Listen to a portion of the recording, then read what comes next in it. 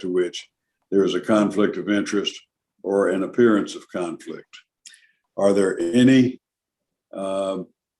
reports of conflict that need to be disclosed? If not, we'll go to introductory remarks. There are no introductory remarks. You know the cadence at this point. Other than I will point out that there are draft minutes from the July 6th meeting. If you've had an opportunity to look at them, are there any proposed amendments, modifications, or corrections? If not, is there a motion to approve them? So moved. Second. Second. Good. All in favor, say aye. Aye. Aye. So what constitutes a quorum, Mr. Chairman, for our subcommittee? Whoever shows up? That's correct, I guess. Good. It's like the Methodist Church. It is. And if the back pew is filled, we can conduct service. Okay, minutes are approved. The assessment areas has been a modification, as we announced at the last meeting.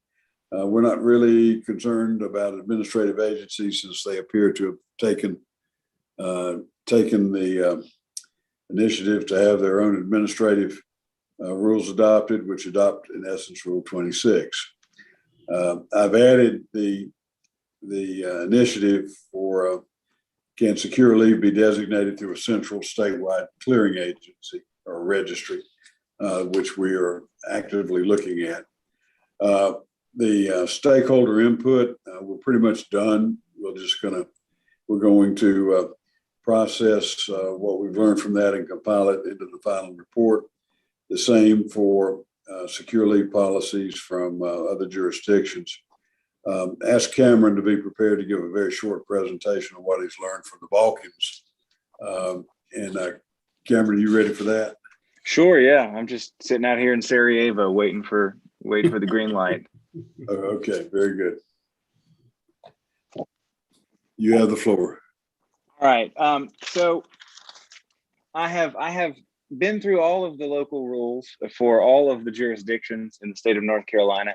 I have my written report ready, and all that remains is to get into the office so that I can do copying and scanning and add all of the appendices with all of the actual rules and the various forms that the local jurisdictions have concocted.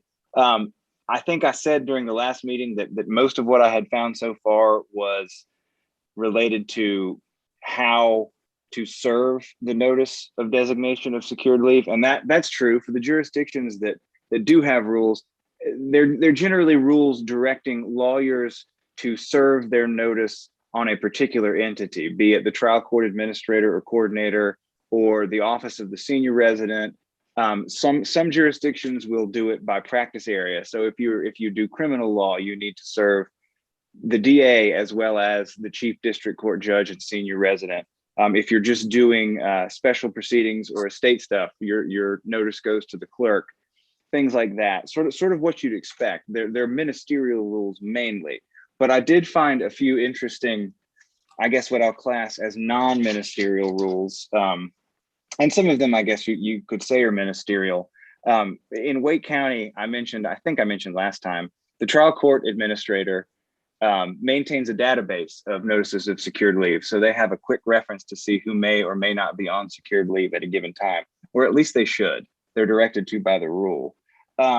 In District 20A, which is, I believe, Montgomery and Stanley counties, they class CLE in their rule. And attorneys are authorized not only to take secure leave under Rule 26, but if they need to miss court for continuing legal education, the local form that you can file for secure leave makes provision for declaring time off for CLE, which I thought was kind of novel and worth mentioning.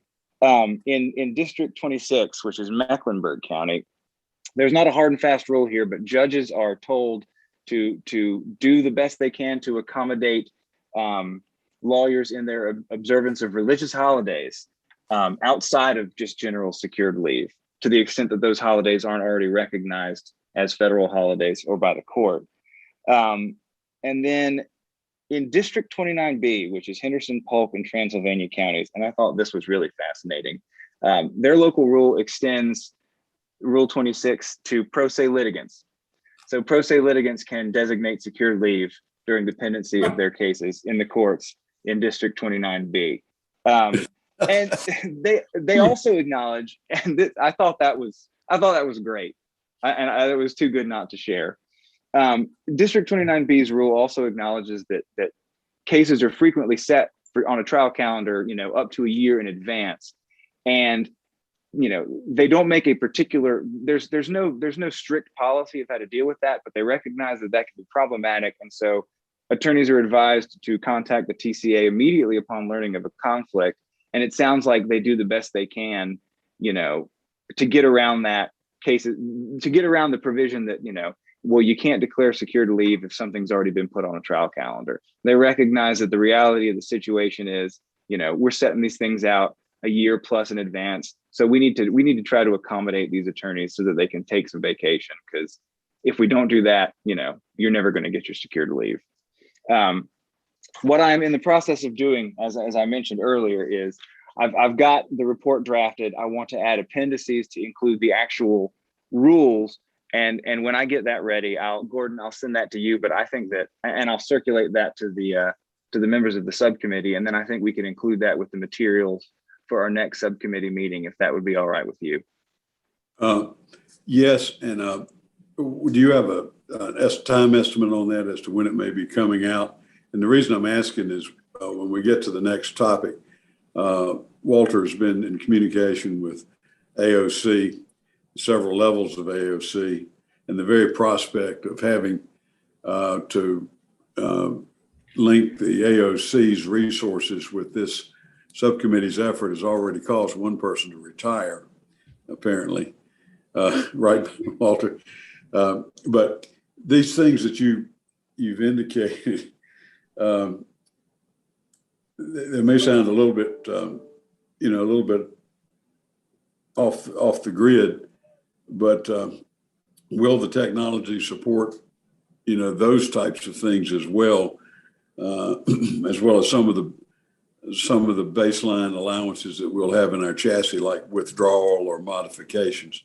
So as soon as you can get that out, in particular to Walter, who is working on this subtopic, it would be better. Okay. I think I can probably get it out by at least to Walter by lunchtime Friday, if not before. Okay. Very good. Does that work for you, Walter? He nods. He points. All right. Good. All right. Well, thanks. That's going to make for some interesting reading. And I don't necessarily disagree with any one of those, quite frankly. They found some ways to deal with it other than through Rule 26H, through the local rules. And, it's good to know that. That's I kind of like the CLE rule from 20A. Yeah. I'm trying to remember the name. Robert from down in Onslow County. Bob, help me here. The man died a couple of years ago. He swore up and down that there was something in the rules that the courts could not schedule hearings and trials when a state bar counselor had to go to Raleigh. Oh, yeah. And I never have been able to find the rule. Suppose we work that out.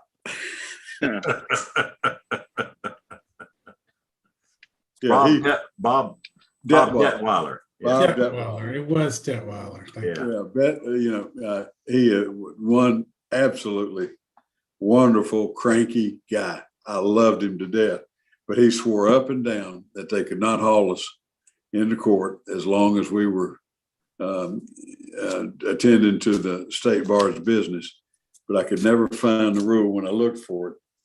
But that would be something that would pop up, and Cameron's looking for it. But I guess nobody cares what happens to us state bar counselors when we've got conflicts like that. but that's You where could just have it Alice could write y'all a note. You could give that to the court. That might work. Well, if anybody would open the door to someone, it would be to Alice. I'm sure that would be given all due consideration, aren't you, Gordon? Yeah, right. Okay. Very good. Anybody got any questions of Cameron? This whole report, I'm looking forward to seeing it because it's sort of fascinating how different districts have gone different directions, which obviously creates some issues going statewide, which is another point. But it causes me to think. I seem to have some recollection of somebody making sure that we got some TCAs and clerks in to get their feedback because they are stakeholders in this process too. Am I remembering that wrong? No, you are correct. Mel at our last meeting indicated that he was going to be at a conference in Wilmington in the month of August and was going to ask those questions. The little summaries of the conversations has been updated in the materials, and that's actually referenced in there for this from our last meeting. And he also recommended, again, maybe talking to the conference of Superior and District Court judges about it as well. So right. While we're through with stakeholders per se, he was going to try to touch base and see about it because these are local things. It's not necessarily inconsistent that they could continue their little traditions for it, or maybe we, as a group, at our next two meetings, figure out what we do about it. But I think it's pretty interesting to at least note that these are local variations that have been captured in the local rules. It does not have the imprimatur of the state adoption, but at least in that district, it's the rule. So here we go. All right. Anything else on Cameron's topic? Cameron, thank you very much. That's you have been able to do that in pretty record time because you just got onto that right before the July meeting and after your trial. Okay, and now for the moment we've all been waiting for. Techno Brock has gotten some positive response from the AOC. Walter, you want to take some time and start right through this? Sure. They're good. There's really good news, and then there's some disappointing news, not bad news. The really good news is that the AOC and the guy basically in charge of this is very enthusiastic about accommodating our request. And it turns out in this Odyssey system, which is the case management system that's going statewide eventually, he says now it may be late this year, early next year, but when it starts going, but it actually has a module, they call it, for attorney absences. And this module will accommodate a secure leave process. And he is very enthusiastic about it. In fact, requested that I request of our committee a formal request to him that they explore this, enabling this module to accommodate our secure leave program in the state. He sort of wants that so he can take that back to whoever it is in the hierarchy at AOC to get their blessing to put the time and resources in to enabling this module. Am I using the right word, guys? Module, I think sounds. But he said it is a robust feature of this. It can be used for many things, and secure leave is just one of them. But it can be used for conflicts also between district and superior court, between federal and state court, and all this kind of stuff. Which I told him we're not touching that. That's not part of our assignment. All we're dealing with now is secure leave. But it seems to be flexible enough so that once it goes statewide, his concept is that you would submit your secure leave request through a portal with the AOC, like you do with your Supreme Court and Court of Appeals briefs and records and all that kind of stuff. And they would then apply that. They would enter the data into this particular module for attorney absences or attorney unavailability. That's the terminology they were using. And so it would be available to anybody who was on the case management system at that time to be able to note when they're trying to schedule something that you as an attorney are unavailable, and they would be barred, wouldn't be able to schedule you unless a judge overrides it. And a judge, he says, of course, judges can override it. And I said, well, they sure can. They can do most anything they want to do till they get reversed. So we know that can be overridden, but it would be automatic and it would be statewide. And it sounds like it won't require anything in particular from us in terms of special adaptation of a notice form or anything to accommodate that. But they're going to have somebody to enter that data. And he says he's going to need staffing to do that. And I would imagine in the various local districts, that's why I was suggesting, Gordon, we want to get them in the loop and maybe in the loop on this, because it should relieve work that's having to be done in every single district now by a TCA or a trial court coordinator or a clerk or somebody in the judge's chambers keeping track of these secure leaves. That won't have to be done once we go statewide with this. So he's very enthusiastic. I think he was actually looking for a good reason to enable this module. So the not so good news, but not bad news is it will take a while to roll this out, and it will have to be rolled out in phases. So as we all know, this thing is behind schedule already. And there will be counties where they will be in that system. So the secure leave notices can be filed through this portal for those counties and districts that have gone to the case management system. But until every county is in that, or every district is in that system, we'll have to be filing separately in those other counties or other districts. That's the not so good news, but it's not a horrible thing. And I would think the folks on the local level, in the TCA's office or whatever, are going to be thrilled with this because they won't have to do it anymore. So it's probably going to be more efficient use of resources to centralize this once it's all accommodated. But I don't know if I can use this share screen feature.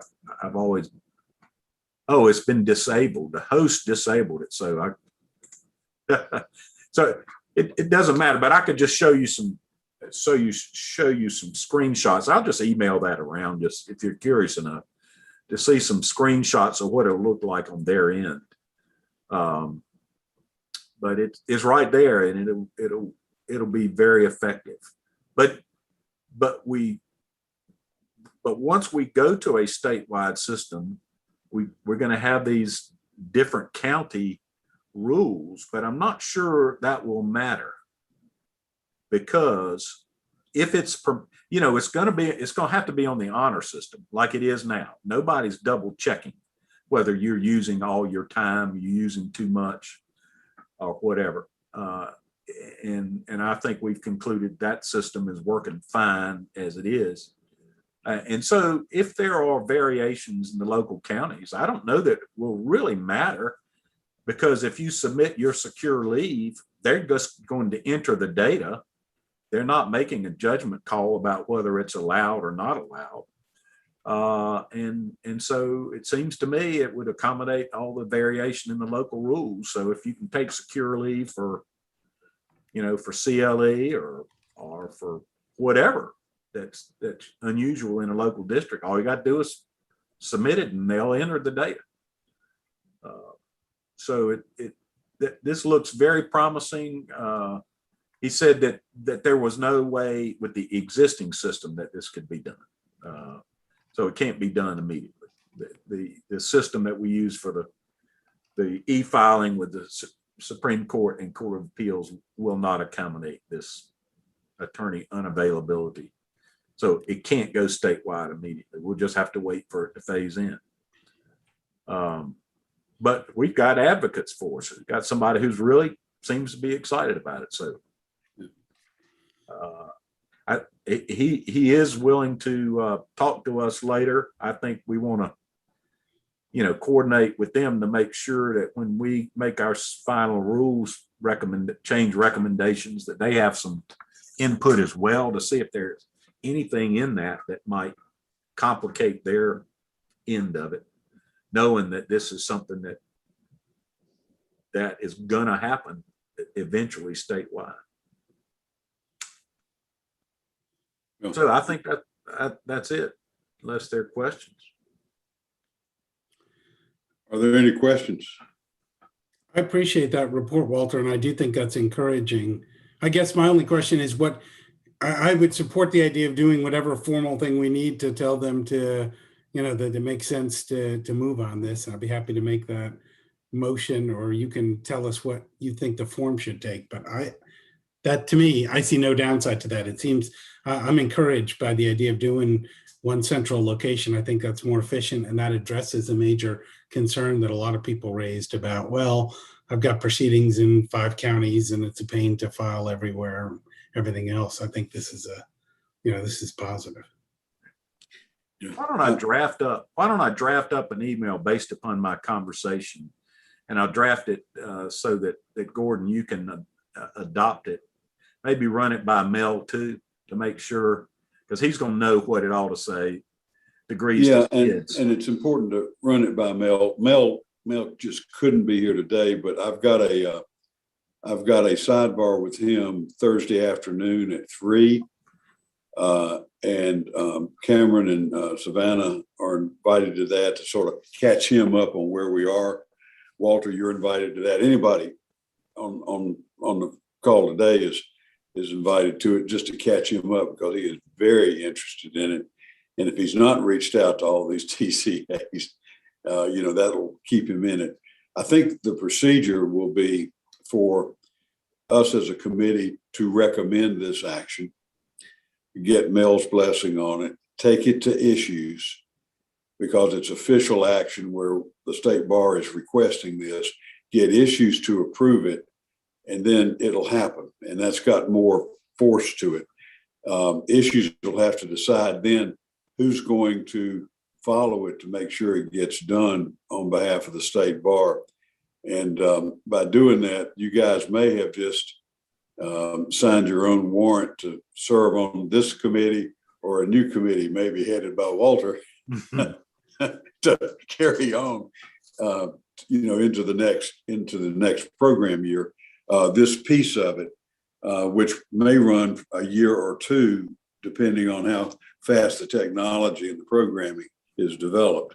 But I think in terms of the steps, drafting up something, let's get it approved by Mel. And then when we take this to issues in October, this can be one of the recommendations going forward. We're going to deal with Rule 26, Rule 31.1, and maybe the Administrative Code rule, which is identical to to Rule 26. And I was wondering how we would deal with where you go and how you designate. And I think there we're just going to have to say, this is what it is now, and it's a work in progress, and make the recommendation for the technology change and put in a piece about what that entails and show what the possibilities are, who has discussed it, where we can go with it.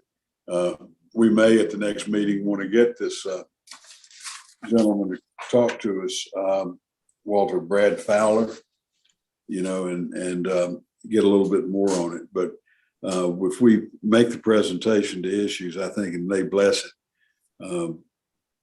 Alice can then tell us whether that's all we have to do to get AOC involved, or whether then it has to be an official request from the state bar, because this will have far-reaching effects, I think. Who knew?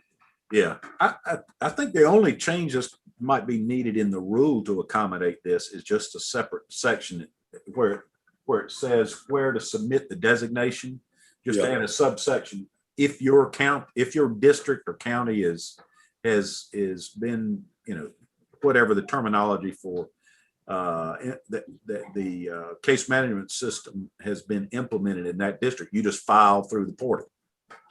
Exactly. I don't think it takes much.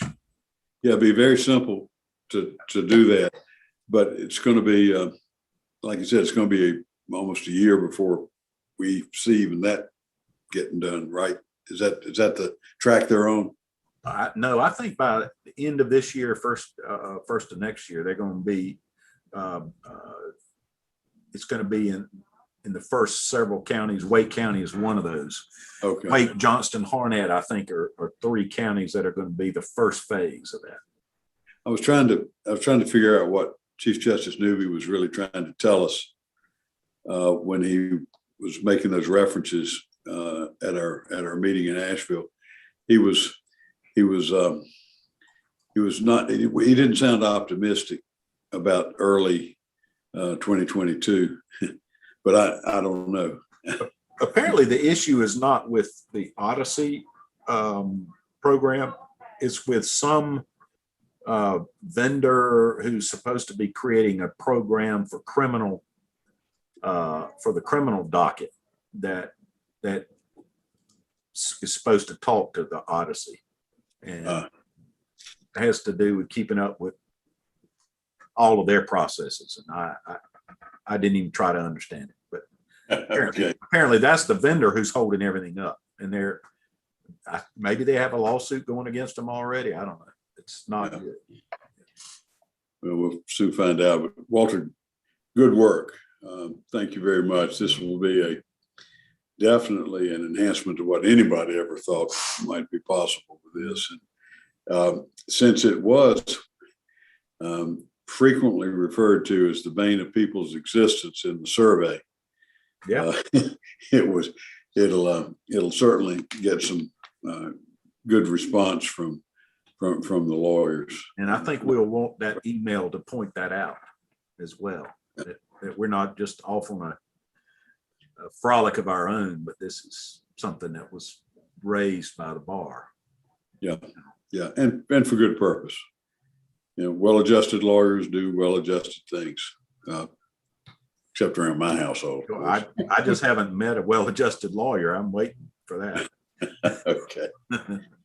Anything else on this topic? Well, in view of the time constraints we have, let's go to page 15 of the agenda packet and look at the first rollout of an attempt to capture our discussions over the past few months into a markup of Rule 26.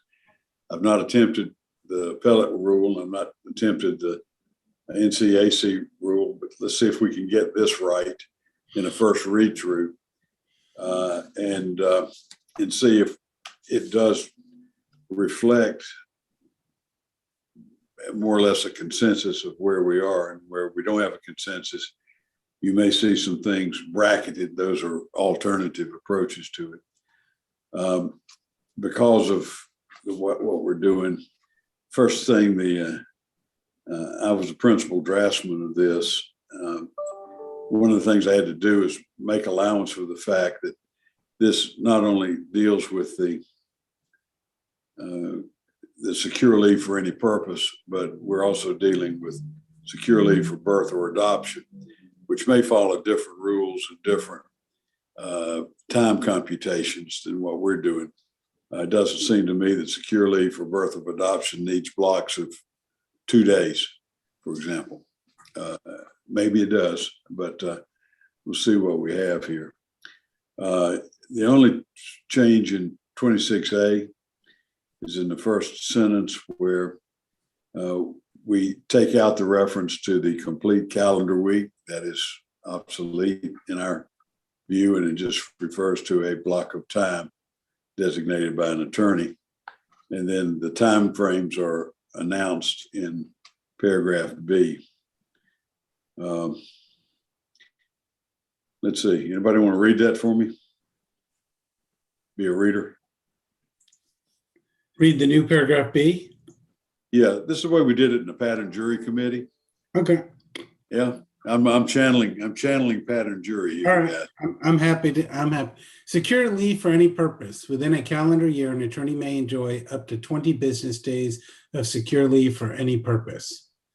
Secure leave designated under this subsection may be taken little I, all at once, little 2, in minimum blocks of 2 consecutive days, or little 3, in longer periods of duration, provided the total number of days designated and taken do not exceed 20 days in a single calendar year.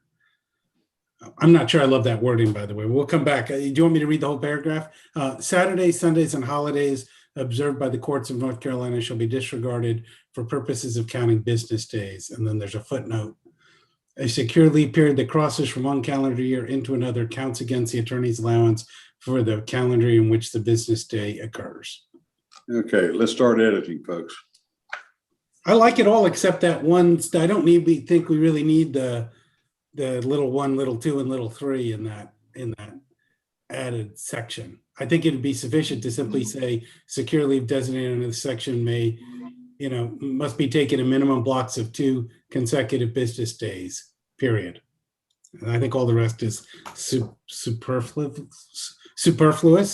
In other words, if you can take it in 2, that means you could take it in longer blocks or all at once. We don't have to, it's not really 3 options. You just need to take it in a minimum of 2 days. All right, fair enough. What do you think about what Mark says? Yeah, that does make sense. It does simplify it. That what's here is correct, but it is. It's just a little. It sounds more complicated than it is. That's right. In the interest of simplicity, which is something I'm very favorable to. Yeah, let's take that out. Okay, let's see. And then I didn't read the footnote. I'll read the comment. Comment 1 says a designated business day followed by a court holiday, followed by a designated business day, shall be counted as 2 consecutive business days. A designated Friday followed by a Saturday, Sunday, and designated Monday shall be counted as 2 consecutive business days. Which again, I think is true. I'm just in my mind, I'm wondering if there's a, I guess that's just, I think we've said it properly when we say that we disregard them for counting purposes, but I guess it may be helpful if people are confused to read the footnote and make it clear that you could take, if I take, if Monday's a holiday and I take Friday and Tuesday, that's 2 days, 2 consecutive days. I'm allowed to do that. If Labor Day is a holiday, I could take that Friday and I could take that following Tuesday, and that's 2 days. 2 consecutive business days. In the spirit of what you said earlier, Mark, I think you can probably dispense with the footnote, although it does clarify it. By the way, this footnote would not appear in the rule. I was thinking in our report, we would come back and we would add some comments, just like unofficial or official comments. I got you. But yeah, okay. Well, then it's perfectly fine. Then I don't see any reason to take it out. The one suggestion I might have is maybe add consecutive before business, right before the footnote, we say for purposes of counting business days, which initially when I read it, it's like, of course, Saturdays and Sundays are not business days. What we mean is consecutive for purpose of counting consecutive business days. All right, where would you like that, Mark? So Where would you like?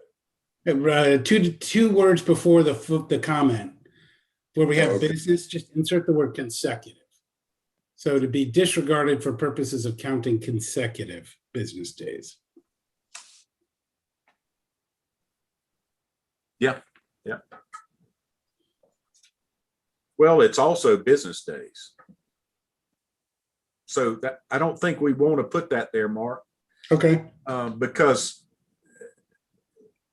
that doesn't apply to just the consecutive issue.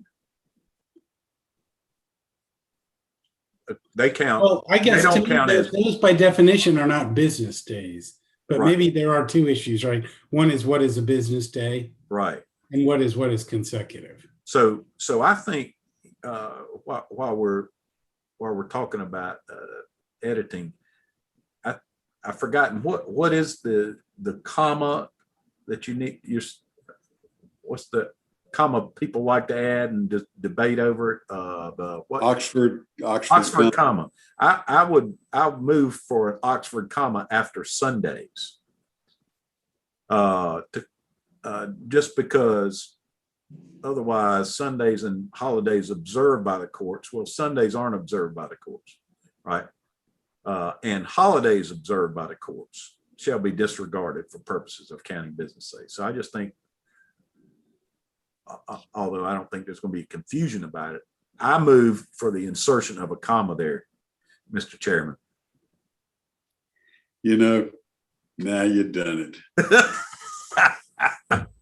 I'm the original anti-Oxford comma. Things are getting needed. Things are getting needed. Gonna need this guy. Now you've done it. I see I've been overruled. Okay, I defer to the chair. You and I got to have a drink someday. We're going to talk this out man to man. Okay. Man. Well, since I caused the problem, I'll buy the first drink. Okay. Well, this is not going in stone now, so you may get your way yet.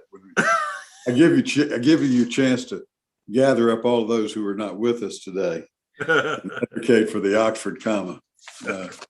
We're going with the Orange County High School education here. Until then. Okay. Did we decide on leaving consecutive in between counting and business? I think I heard Walter's concern that makes it maybe raise a question. He's saying these are not business days and they don't count for consecutive. So I'm still struggling on whether we want to change it or not. Okay.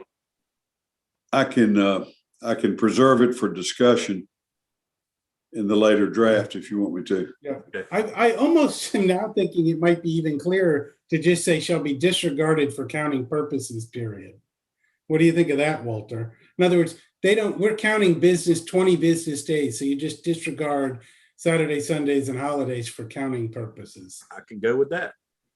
And that way they don't count as a 20 and they don't count in terms of what's consecutive. And again, I can go with that. For counting purposes. Yeah, I like that. All right. And then we leave the comment to make it clear. We're not saying that the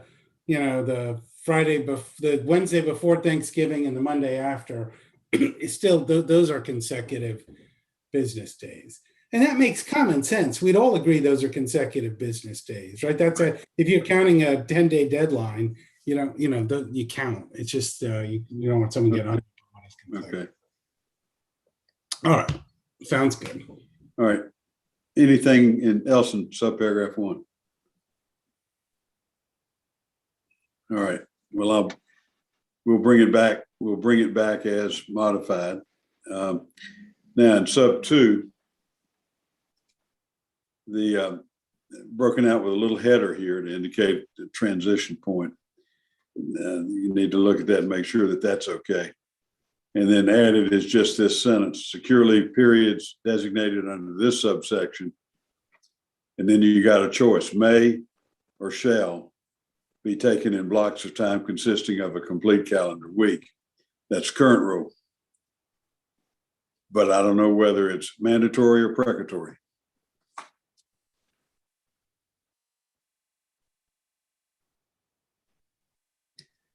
Deputy Counsel needs to speak up on this. I think that the first sentence in this subsection 2 would have to also be tinkered with, because it says that attorney may enjoy 12 additional secure leave periods. And we've kind of taken away what their definition of a secured leave period is, which is that calendar week. So we might just have to tinker with that, with the whole rule, but I think we're close. Yeah. Yeah, it's sort of a, yeah, they took this on, and it's like you just engrafted it onto the body here, but you put it on backwards. It's just not sort of an ill fit in here. Should it be that attorney may enjoy up to 15 calendar weeks of secure leave for the purpose of caring for the child?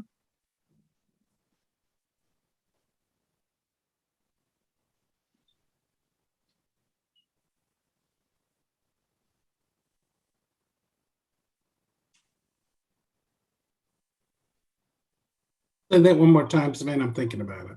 Oh, Could yeah. it be, if you're just reading after the comma, that attorney may enjoy up to 15 complete calendar weeks for the purpose of caring for the child? That's additional calendar weeks, right? Isn't that in addition to the secure leave period? So Yeah, I think that we could take 12, and then you fit 12 additional complete calendar weeks. I was trying to work in the fact that under the rule, you could actually have that under their initial rule, you could actually take 15 weeks. Okay. Yeah, they were looking at 3 calendar weeks plus. So do we want to mix the weeks in business days? Because we've gone to business days and blocks of business days. Do we want to start going back to calendar weeks and creating that confusion again, or do we want to be consistent and talk about business days? I don't think business days works with secure leave for birth or adoption. I mean, it's not the same thing. it's like a distinct class. Yeah. Yeah, it's something that easily works for a larger block of time, but it's not going to work for, for 2 days.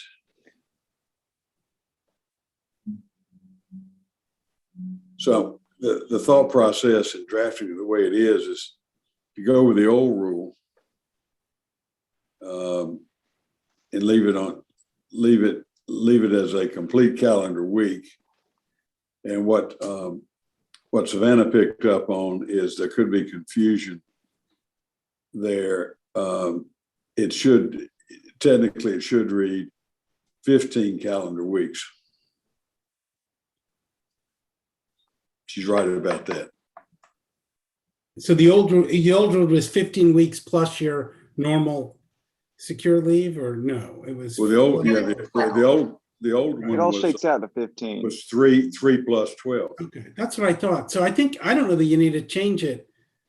I mean, I do think, in other words, it's made it clear it's additional secure leave period. So I think it gets confusing if you try to add them together. I think if we're going to use the word additional, which makes sense, this is a separate, because I don't want some implication that if you take the birth or adoption, you don't get your normal 20 days. This is just an additional provision. I am open to the idea of whether it should be 24 weeks, whether it should be 12 weeks or 60, business days.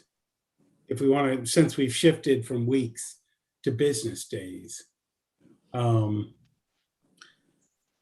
weeks may make sense here for birth or adoption.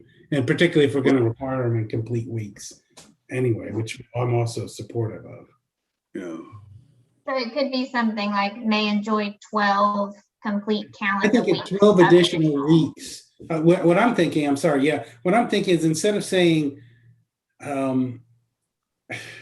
it should not be 12 additional secure leave periods. It should be 12 additional weeks for purposes of caring for the child.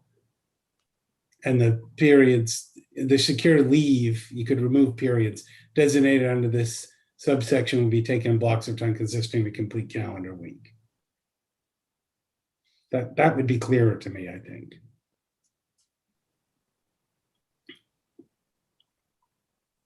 Within 24 weeks after the birth or adoption of an attorney's child, that attorney may enjoy 12 additional weeks for the purpose of caring, weeks of secured leave for the purpose of caring for the child. Secure leave, remove the period designated under this subsection, must be taken in blocks consisting, or shall be taken in blocks consisting of a complete calendar week. I think that would be my suggested change. Okay. What do you think, Walter? I'm good with those suggestions. Yeah. Yeah. I think that clears it up. All right, Mark, let's go over that again. May enjoy 12 additional weeks Of secured leave for the purpose of caring for the child. Okay.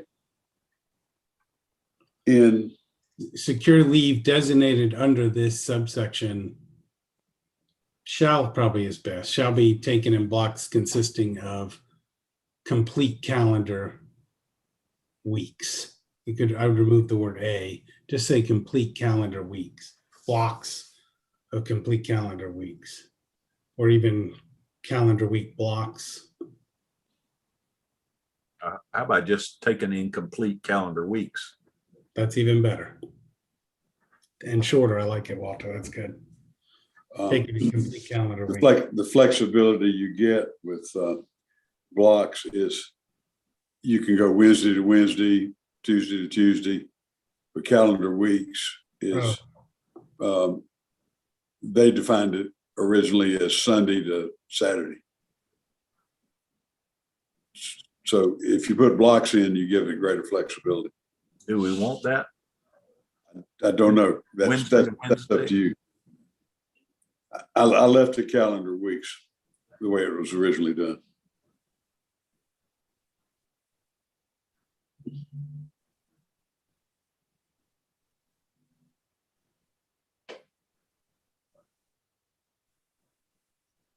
If you're I caring think for a since child, birth, since the initial thing within 24 weeks after the birth or adoption of an attorney's child, since the birth time is not going to be on a Sunday, always, then it probably ought to be just a complete week or block week. They actually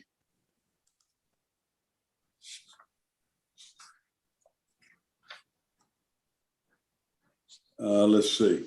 If you look over on page 17,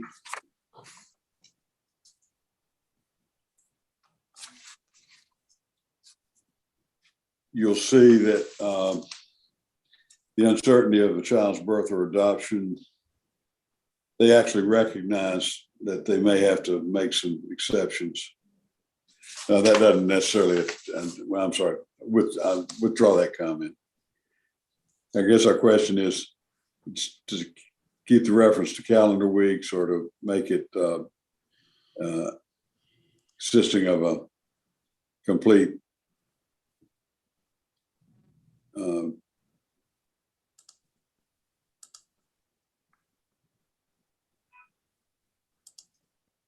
complete week, a complete block.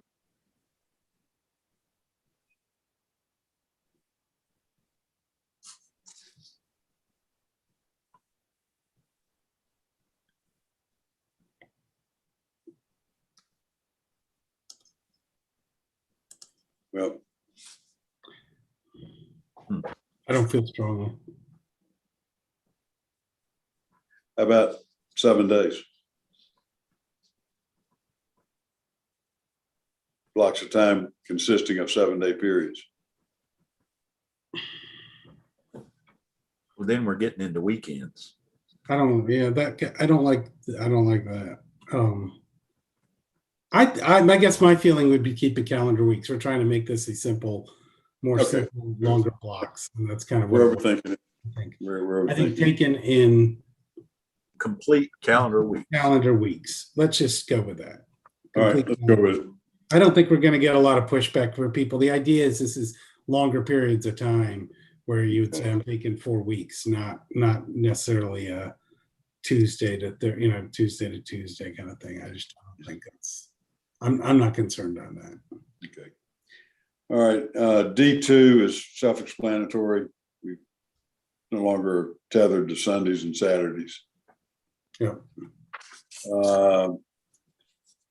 We may or may not want the note about where to submit designation that we're working on this initiative, but for now we just thought it might be appropriate to just put it in there. We'll see what Mel thinks about that. Okay. Yeah. At the bottom of the page, when to submit, modify, or withdraw. Tried to capture that. We have bracketed 30 and 45 as the possibilities.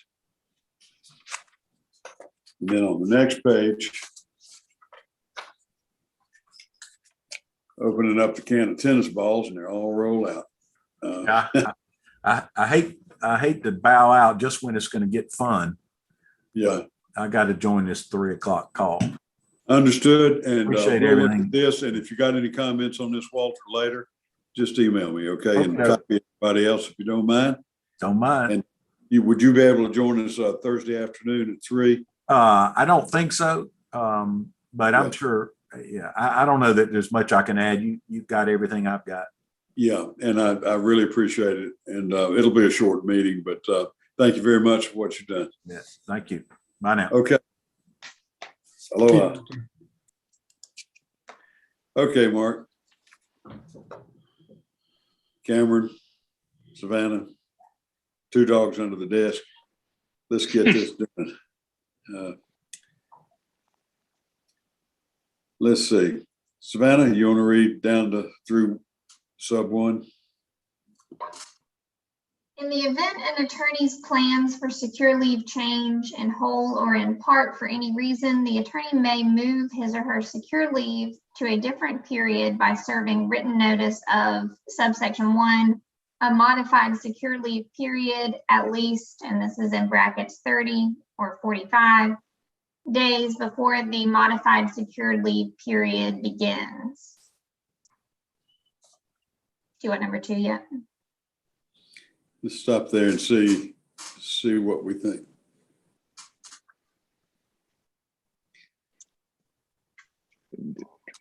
I like it.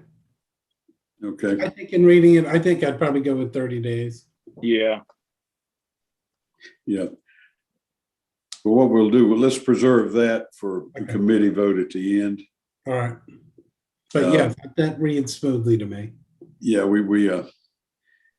that's okay. Cameron, you pick it up. This is subsection 2.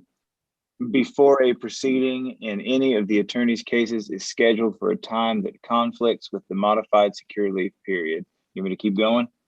Yeah, that's just that's pretty much identical to what's Yeah. there before. So that's a complete. I don't think you can improve upon that. Okay. In the event an attorney's plans for secure leave change in whole or in part for any reason, the attorney may serve a written notice of cancellation or withdrawal, in which case the number of days originally designated but not taken will not be counted against the attorney's annual allowance.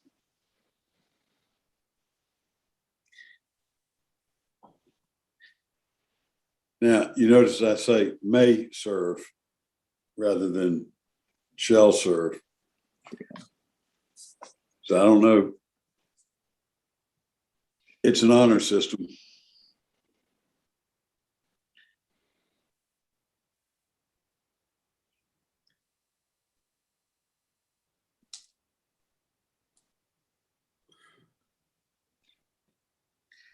And I don't know that anybody's set up for auditing this or monitoring it. And I think there'll be a lot of attorneys who just overlook being able to serving written notice of cancellation or withdrawal. But it doesn't prejudice anybody. So I guess my concern is I think there's a little danger of gamesmanship here. This kind of, if your plans change, you simply cancel, where you could have someone designating secure leave to block out 3 weeks, and then a day before that period commences, cancel it and say, I'm not counting it, and then doesn't block out the next 3 weeks. You could perpetually be blocking stuff so nothing could be on your calendar. So I actually think I would tend to put the cancellation in the same provision as the move. So what we would say, you can move or cancel your secure leave by providing written notice 30 days in advance, as long as the new time, and the new time, something like that would be my thought, as opposed to a last minute cancellation. But should we say then may move his or her secure leave to a different period or cancel his secure leave period by serving written notice of, yeah, and that's then 1 and 2. Mm-hmm. All right. Here's a counter argument. 10 days before an attorney is supposed to go on secure leave, mother dies. He probably still needs his secure leave. Yeah. If he's going to his mother's funeral. Yeah. See, I'm more worried about, I'm getting ready to go to the Bahamas, and now a hurricane's coming and I've got to cancel the vacation, but it's too late for me to get all my court dates and stuff. That's my concern. Is I did the secure leave to block it out so I wouldn't get court dates. I'm probably not going to have that calendar refilled next week, even if the hurricane blocks my travel. But I don't know that I get that secure leave back because my travel plans change, or I got sick, or the plane got canceled, or that kind of thing. Yeah, well, that's again sort of a policy determination. I'm thinking that if an attorney in good faith needs to make a change for some reason, like a family illness, a family death, there's an illness, a pandemic. They got tickets on Frontier Airlines. They any number of things could come up that means that trip gets scuttled, and it gets scuttled less than 30 days. So it's impossible. It's impossible to comply with the 30-day rule. Then what happens? And I'm not one that would want to argue for forfeiture, because even if they want to come back the very next day and put in for secure leave, they've got to meet the 30-day requirement. They can't just go the next day and be protected. And I think that was a point you made, Mark, the last time because this first part up here about the 30 days, that was your proposal on moving, modifying.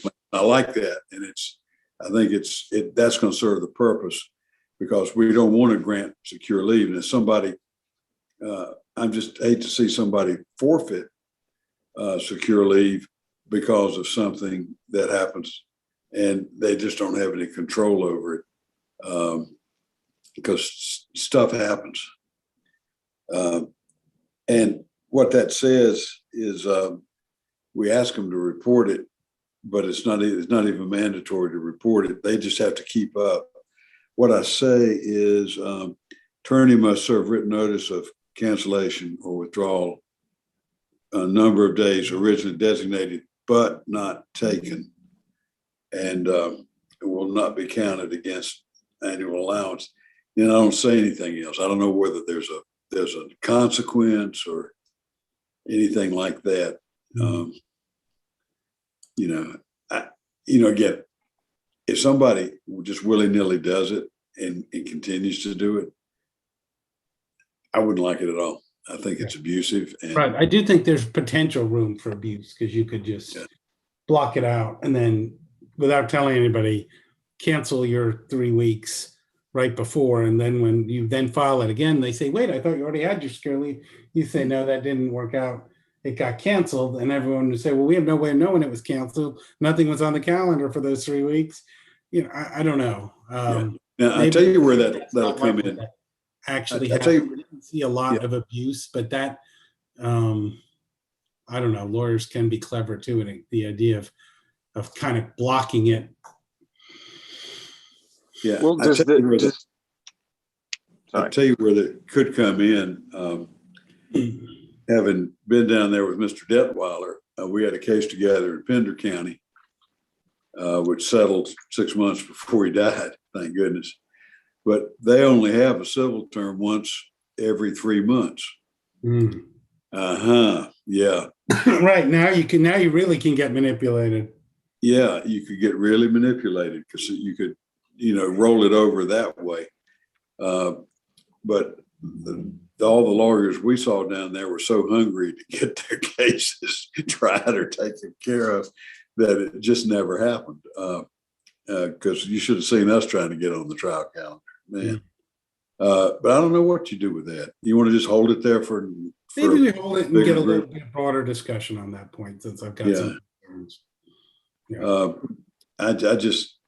I don't feel good about it the way it's down, but I don't know what else to do because I think we're trying so hard to provide people mental health alternatives, and yet if you got law degree, you've got that sinister gene implanted in you. Right. Okay. Do y'all think, and this may not be much in the way of teeth, but do y'all think that the content of the designations for moving or canceling your secured leave should mirror the content of the original notice? Like, should these lawyers have to assert that they're not canceling or modifying their period for the purpose of interfering with the timely disposition of any proceeding, things of that nature? I mean, as I said, it's not much in the way of teeth, but they are filing this. I don't know. I mean, good point. Okay. Might be some minor consequences with their professional licensing agency if it does come out that they're fibbing on their notice. I don't know if that's worth considering. What do you think, Mark? Should we go back to rule? I do like the idea that they have to file it. I think, and I think that at least makes sense, right? Rather than just kind of decide that they're not counted.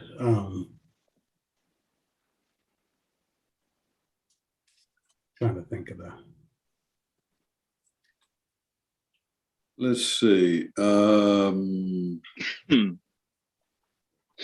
Modify or cancel also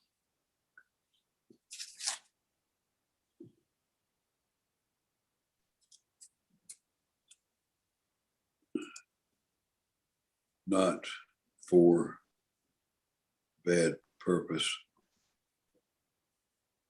Cameron, I think might try to give that a little play in paragraph D, where you make those statements, and I think you can say in any modification or cancellation of a designation that you're also saying that the modification or cancellation is not for any purpose of interfering with timely disposition. You could either have a separate content of designation or content of modification, or you could just say the content of the modification shall mirror, the content of the designation in D1 through, I don't know. We can figure out how to make that jive. Yeah, or that it's just implied. It's to say you're changing your original one, so that you say any change to it also. You're reaffirming the originals some way. And then, Mark, are you saying that what we probably ought to do is, instead of just saying may, put may in brackets or shall in brackets and preserve that for future discussion in terms of serving making the cancellation something that has to be served, or instead of? I think so. I think I want them to be formed. I think it should be canceled. And again, I'm thinking it needs to be some advance notice, not a last minute thing. So in other words, I don't think you should be able to have your 3-week leave and then the Friday before serve a cancellation and get those 3 weeks back. I think that's I have some concerns about the abusive potential for that. Yeah. So where would you draw the line? Because it will happen across the state that somebody right before they start a vacation, something is going to happen,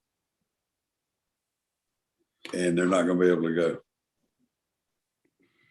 and it won't have anything to do other than with probably something sad.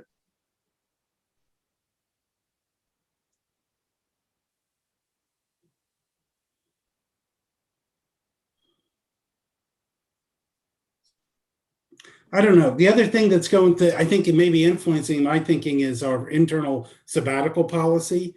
And we have a rule that if you cancel your sabbatical, you forfeit it for 3 years, because we had lawyers that would keep booking a sabbatical and have a client emergency.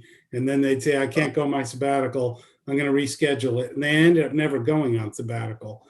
And so actually, to encourage people to use it, we said, you can't just keep putting it off. If you don't use it, it's a use it or lose it approach. And I don't know, that's part of what's going on here, is that I worry that lawyers are going to feel busy. They'll schedule a secure leave and say, I'm just going to cancel it and you use it next month. And I'm going to cancel it and use it next month. So that's the scenario I have, but the lawyer feels like it's not necessarily death in the family stuff. They just feel like they're busy. And so they're going to block out the time, but then they get busy doing other stuff. They don't use the secure leave. They at the last minute cancel it, but nothing ends up getting calendared. And then they just schedule it for the next month and cancel it again. So I guess I still have concern of abuse, either lawyers not taking it or abusing the system, where they could, under that theory, right, they could end up canceling at the last minute, and you in theory could have the entire year blocked off of secure leave and a never-ending cycle of scheduled and canceled leave, which would clearly be abusive, and I guess we could discipline someone for it. But that's my worry, if you have basically until the day you start to change your mind and get the days back. I don't like that system. Yeah. Well, but I think I hear your point about why are we punishing people that have a death in the family or some other disaster. I hear that. That's why I'm thinking we just need to maybe have a broader discussion, since there's just a couple. I agree. I'm gonna preserve it. So I'm putting a bracket around that. I'm adding must or shall. I'm gonna put shall in a bracket next to it. I'm preserving it for next month's conversation, so that the fuller committee can look at it. That's too important to. Mm-hmm. I think you and I have sort of looked at the extremes on both Yeah. ends, and I think this will be a big deal. So we need to resolve it. We'll have judges scratching their heads and Yeah. lawyers from Manio to Murphy scratching their heads if we don't do that. Cameron, Savannah, you got anything you want to say about that before we wrap it up? I think it's just best to bring it back before the group. Mark makes some extremely good points about it, because this, just like that Pender County example I've given, that's a real life, could be a real life problem. And it would just take one attorney down there to give the entire district constipation, horrible constipation. Yeah, I think that's a good idea. I had one other just kind of thought about our business days phrase. Okay. I guess that's probably the last point that was on our schedule. Do we have strong feelings about using business days as the phrasing instead of just 20 days?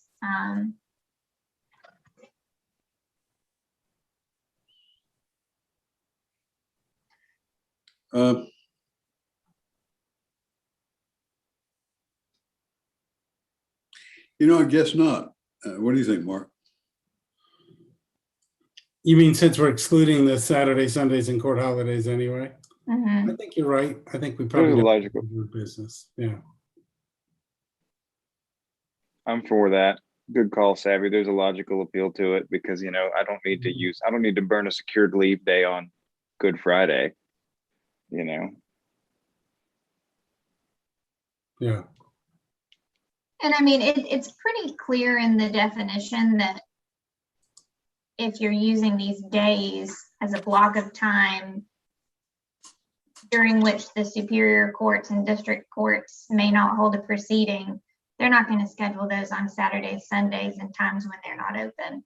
Yeah. So Mhm. it's not a business day that you are looking at. Yeah. I mean, by the definition that you have, the universe of days you could take are functionally only business days. Yeah, I think we can do that. By the way, I'm just curious, are you all Ernest Hemingway fans? I don't You know that know I'm what a I'm about to fan, say, but I don't you? enjoyed The Old Man and the Sea. Yeah, that's good. And I like Yeah. Key West and drinking. I like daiquiris, yeah, and champagne. Well, the key to Hemingway's writing, and all of you approved it today, is that he writes so basically. He drills down to gets to the place that you can't get any more basic than if you move one word, it changes the entire meaning. And so, you're taking out words like business, and it won't change the meaning. Right. And Mark, you did that with the Romanet 1 and the Romanet 3, right? Right. So, all right, you're the old man. Let's see, Savannah, you're the C. I don't know what Cameron is. Let me be the daiquiri. You're the big Daiquiri, there you go, Cameron. You're the big Lebowski, Cameron. All right, I'll change. I'll delete business, but I think that is business sort of bothered me. It just didn't lend cadence to the text, and I think it'll read much more smoothly. So, good deal. Okay, you got a Hemingway fan club here. This is great. It fixes subsection D, where we can just make, if you look at subsection D2, the Yeah. language can just say the date of, or the date on which the secure leave period is to begin, and the date of the date on which it is to end. So you can cut a lot of words there. Savannah, Margaret Cloutier would be so proud of you right now. It's what they teach us in the Office of Counsel, less words. Okay, yeah, we can do that. Okay. Well, good. I think that's a good rewrite. Why don't I go ahead and make these changes, and I'll circulate to all the members of the committee. Go ahead and get that out there. And I want to make sure that Mel's got it. So when I talk with him, or we talk with him on Thursday, and I'm going to shoot for 3:00. We were booked for 2 to, that was out there as a time that we could talk. Alternative time for this meeting was 2 to 4. And so I'm going to try to get him 3 to 3:30 or 3 to 3:15, if that works for you all. It won't be a long meeting. So, Do you want a okay. Zoom call? Yeah, let's just do a little Zoom call if you don't mind that. Okay. And I'll do that. And this is good. I think we're getting there on this, and depending on how we end up fixing this, we can conform the appellate rule. And once we get this right, I'll kick that over to you and Cameron to do that, and the NCAC, and those can tag along. Mm-hmm. I think, but we're getting there. So I think we've done our business today. I think we're running everybody so hard, Mark, that they're dwindling away. That's right. That's right. No stamina. Yes. Yeah. Okay. All right. Well, thanks for all the contributions. I'm really pleased with the way things are shaping up, and I think these are going to be some good changes, as long as we keep that possibility of abuse out of there. It's going to make a difference. Anything else to come before the committee?